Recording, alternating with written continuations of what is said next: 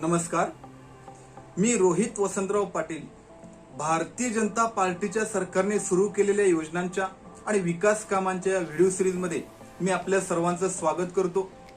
महाराष्ट्राचे कार्यक्षम व लोकप्रिय उपमुख्यमंत्री आदरणीय श्री देवेंद्र फडणवीसजी व भारतीय जनता पार्टीचे प्रदेशाध्यक्ष आदरणीय श्री चंद्रशेखर बावनकुळेजी यांच्याकडून प्रेरणा घेऊन भारतीय जनता पार्टीचे प्रदेश सरचिटणीस आदरणीय श्री विक्रांत पाटीलजी व भारतीय जनता युवा मोर्चाचे महाराष्ट्राचे अध्यक्ष आदरणीय श्री राहुल लोणीकरजी यांच्या संकल्पनेतून या व्हिडिओ सिरीजला आपण सुरुवात केलेली आहे. तर या व्हिडिओमध्ये आपण आपल्या सरकारने डिजिटल ट्रान्सफॉर्मेशन मध्ये केलेल्या कामगिरीबद्दल माहिती पाहणार आहोत. मिनिमम गव्हर्नमेंट आणि मॅक्झिमम गव्हर्नन्स, ना मैं खाऊंगा ना मैं खाने दूंगा या आपल्या घोषणांना मूर्त स्वरूप देण्याचं काम मोदीजींनी भारतात डिजिटल ट्रान्सफॉर्मेशन करून आणि भ्रष्टाचार मुक्त कारभार करून गेल्या 9 वर्षात हे पूर्ण केलेलं आहे. भारतासारख्या प्रचंड लोकसंख्येच्या देशाचा राज्यकारभार हा पारदर्शक पद्धतीने आणि सुलभतेने चालवण्यासाठी प्रचंड वेगाने विकसित होणाऱ्या इन्फॉर्मेशन टेक्नॉलॉजी आणि मिळणाऱ्या सेवांचा वापर करण्याशिवाय दुसरा पर्याय नाही हे मोदीजींनी आधीच ओळखलं होतं. त्यामुळे आपल्या पंतप्रधान पदाच्या कारकिर्दीला सुरुवात करतानाच त्यांनी यासाठी एक अभ्यास गट नेमून आपल्या देशाचे डिजिटल ट्रान्सफॉर्मेशन म्हणजेच माहिती तंत्रज्ञानाच्या सहाय्याने परिवर्तन करण्याची योजना तयार केली. असे परिवर्तन करायचे असेल तर त्यासाठी देशातील सर्वदूर पसरलेला ग्रामीण भाग हायस्पीड इंटरनेट नेटवर्कने जोडणं, देशातील सर्व भागांमध्ये मोबाईल कनेक्टिव्हिटी पोहोचवणं, सर्व देशवासियांना परवडणाऱ्या दरात मोबाईल उपलब्ध करून देणं आणि देशातील ग्रामीण भागातील जनतेसहित सर्व जनतेला डिजिटल सुविधांच्या वापराबाबत सुशिक्षित करणं ही मोठी आव्हाने आहेत याची जाणीव त्यांना होती. आणि या आव्हानांना समोर ठेवून मोदीजींनी अतिशय व्यवस्थितपणे नियोजन केलेलं आपल्याला पाहायला मिळते. मोदीजींनी या परिवर्तनासाठी देशातील जनतेच्या हितासाठी काही मुख्य उद्दिष्टे ठरवली.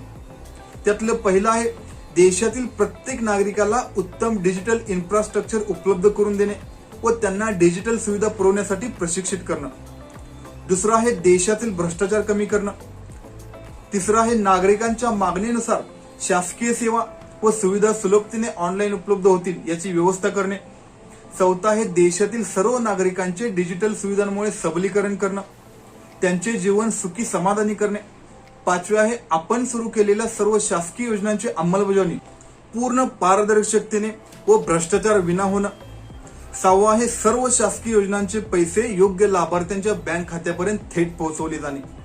सातवं आहे सर्व योजनांच्या प्रगतीची शासनाला रिअल टाइम मध्ये अद्ययावत माहिती मिळणं व त्यांचे नियंत्रण सुलभ होणे. आठवं आहे देशातील काळ्या पैशाचे व्यवहार कमी करून पूर्णपणे पारदर्शी स्वरूपाचे ऑनलाईन डिजिटल व्यवहार वाढवणं. ही सर्व उद्दिष्टे या योजनेमध्ये समाविष्ट केलेली आपल्याला पाहायला मिळतील. आणि ही सर्व उद्दिष्ट साध्य करण्यासाठी मोदीजी 100% यशस्वी झालेले आहेत हे आजच्या परिस्थितीवरून आपल्याला म्हणता येईल. यानंतर आपण डिजिटल ट्रान्सफॉर्मेशनसाठी 9 महत्वाचे भाग व प्राधान्यस्थळे याबद्दल चर्चा करणार आहोत.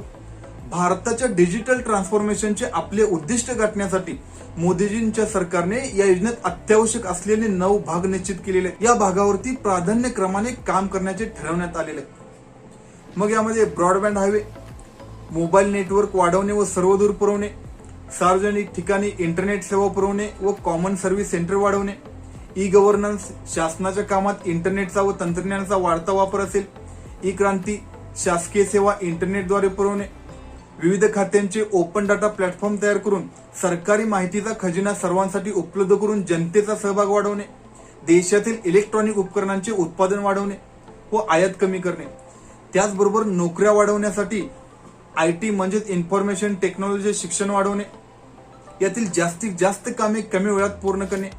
हे 9 स्तंभ या योजनेत निश्चित करण्यात आलेले आहेत. या 9 स्तंभामुळे डिजिटल ट्रान्सफॉर्मेशनचे स्वप्न प्रत्यक्षात उतरणार आहे. हे सर्व 9 विषय वेगवेगळ्या मंत्रालयांशी संबंधित आहेत आणि प्रत्येक विषय तेवढाच महत्वाचा आहे.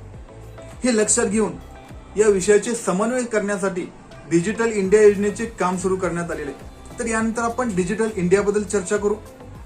आपल्या देशाची माहिती तंत्रज्ञानाच्या सहाय्याने परिवर्तन करण्याची योजना अंमलात आणण्यासाठी मोदीजींनी डिजिटल इंडिया ही योजना 1 जुलै 2015 साली सुरू केली. देशाच्या डिजिटल परिवर्तनाचे काम सरकारच्या अनेक मंत्रालयात व त्यांच्या अनेक विभागात होणार असल्याने त्या सर्व कामांचे सुसूत्रीकरण करण्यासाठी डिजिटल इंडिया हा एक छत्री कार्यक्रम सुरू करण्यात आलेला आहे. प्रत्येक मंत्रालय किंवा खात्याच्या डिजिटल इन्फ्रा तयार करण्याबाबतच्या विचारांचे आणि कल्पनांचे एका सर्वसमावेशक व्यवस्थेमध्ये रूपांतर करून प्रत्येक मंत्रालय व खात्याच्या आवश्यकता पूर्ण होतील, पण आपल्या देशासाठी आवश्यक सुसूत्रता यामध्ये असेल आणि एकूण सर्व डिजिटल इन्फ्रा परस्पर पूरक असतील, हे काम या योजनेतून करण्यात आलेलं आहे. या योजनेचे नियंत्रण व काम प्रामुख्याने केंद्र सरकारच्या इलेक्ट्रॉनिक व इन्फॉर्मेशन टेक्नॉलॉजी मंत्रालयाद्वारे केले जाते. यानंतर आपण डिजिटल इन्फ्रास्ट्रक्चर याबद्दल माहिती पाहतोय. मोदीजींच्या कल्पनेतील डिजिटल ट्रान्सफॉर्मेशन हे अद्ययावत प्रगत तंत्रज्ञानाचा वापर करून अनेक क्षेत्रातील दैनंदिन होणाऱ्या बदलांना सामावून घेऊ शकणारे डिजिटल ट्रान्सफॉर्मेशन असलेलं आपल्याला पाहायला मिळते. त्यामुळे त्यासाठी अद्ययावत डिजिटल ट्रान्सफॉर्मेशन उभा करणे आवश्यक होते. यासाठी ब्रॉडबँड हायवे तयार करणे व देशातील सर्व गावातील ग्रामपंचायतीत हायस्पीड ऑप्टिकल फायबर्स नेटवर्क पोहोचवणे, त्याचबरोबर ग्रामीण भागात मोबाईल कनेक्टिव्हिटी पोहोचवणे, सर्व भारतीयांना परवडणाऱ्या दरात मोबाईल फोन पुरवणे, या सर्व गोष्टींचा समावेश या डिजिटल इन्फ्रास्ट्रक्चर मध्ये असलेला आपल्याला पाहायला मिळते. यानंतर आपण डिजिटल इंडिया कॉर्पोरेशन याबद्दल चर्चा करणार आहोत. इलेक्ट्रॉनिक आणि माहिती तंत्रज्ञान मंत्रालयाच्या अंतर्गत ही कंपनी फायद्यासाठी काम न करणारी व कंपनी कायद्याच्या कलम 8 खालील कंपनी म्हणून स्थापन केलेली. पूर्वी या कंपनीचे नाव मीडिया लॅब आशिया असे होते. मात्र 8 सप्टेंबर 2017 रोजी या कंपनीचे नाव बदलण्यात आले आणि या कंपनीचा उद्देश मोदीजींच्या सरकारच्या डिजिटल इंडिया योजनेनुसार करण्यात आला. डिजिटल इंडिया कार्यक्रमाला सर्व प्रकारचा तांत्रिक सल्ला देणे, केंद्र राज्य सरकारमधील विविध खात्यांमध्ये या कामाबाबत समन्वय साधणे, ई गव्हर्नन्स प्रकल्पांसाठी सेटअप उभे करणे, या कामात खासगी उद्योगांचा समावेश वाढवण्यासाठी पीपीपी तत्वावरती प्रकल्प उभे करणे, प्रत्येक क्षेत्रात नवतेला आणि तंत्रज्ञानाच्या वाढत्या वापराला प्रोत्साहित करणे, ही कामे या कंपनीच्या माध्यमातून प्रामुख्याने केली जातात. शासकीय सेवेतील कर्मचाऱ्यांबरोबरच व्यावसायिक अनुभव असलेले खासगी कर्मचारी देखील या कंपनीत काम करत असताना आपल्याला पाहायला मिळतात आणि आपल्या सेवा योग्य फी आकारून ही कंपनी काम पुरवते. व्यावसायिक दर्जाच्या सेवा देत असल्यामुळे ही कंपनी शासकीय व खासगी क्षेत्रातील अनुभवी लोकांना उत्तम सेवा पुरवते. तर या व्हिडिओमध्ये आपल्या सरकारने डिजिटल ट्रान्सफॉर्मेशन कशा पद्धतीने केलेलं आहे याबद्दल आपण माहिती पाहिली. धन्यवाद.